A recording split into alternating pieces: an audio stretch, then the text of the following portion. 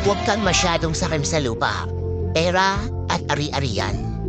Ito ang isa sa pinaka-toxic na attitude ng isang Pinoy. Ang pagiging sakim sa lupa at gahaman sa kayamanan. Only in the Philippines. Yung kayo-kayo lang din pamilya ang nag-aaway-away dahil sa mga mana na may iwan.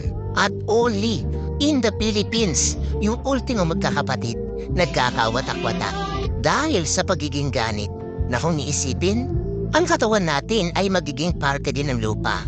Dahil sa lupa tayo nagmula at magbabalik din tayo sa lupa.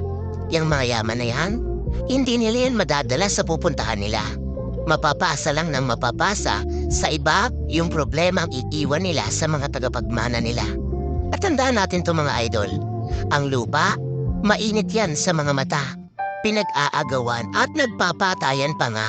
Pero kung iisipin, kahit gaano pa kalawak ang lupa yun ng isang tao, hindi niya yun madadala.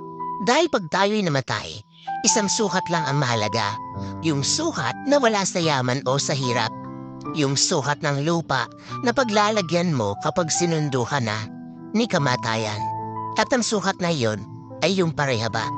Tatandaan mo yan. Sa ulo ang buhay.